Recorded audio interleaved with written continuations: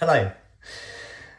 I want to talk today about you checking your diagnosis, going back to your doctor, your physician or your neurologist or whoever it might be, and just check in on the diagnosis you've been given.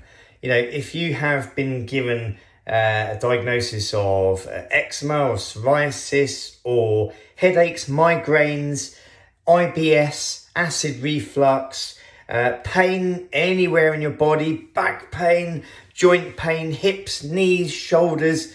If you have anxiety, depression, things like that, I want you to go back and check your diagnosis and check the conversations that you had leading up to your diagnosis. And I want you to think about just a number of questions that should be asked en route to getting a diagnosis. This will also include autoimmune conditions. This will also include fibromyalgia, chronic fatigue syndrome, dystonia, ME, all of these big conditions out there, Raynaud's, whatever it might be. They are all conditions which need to have certain questions asked leading up to the diagnosis. Because many times, especially with autoimmune, you'll have an MRI which really shows nothing going on apart from normal wear and tear and normal degeneration that a human body has, depending on the age that you are. So it's important that we have some questions validated by our physicians, doctors and neurologists. And these are questions like, what was going on in your life at the time this began?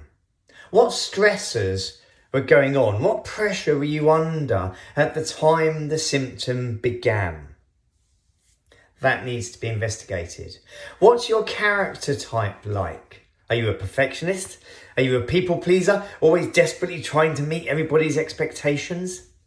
Are you incredibly self-critical? You know, outside, externally, you're showing this calm, smiley person, but inside, beating yourself up, putting yourself under incredible pressure. Is that you? Going back further, what was your childhood like? What was your relationship with your parents like? Okay, all of these questions must be asked. They must be asked. What other conditions did you have leading up to this one?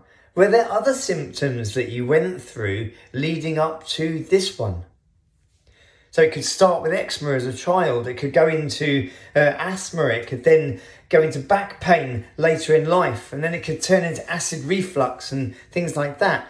Has there been a number of different things that have happened? Is this part of your history? Is this just another one of them? Quite possibly. So if you haven't had these questions asked of you by your medical professional, then they've missed a huge chunk.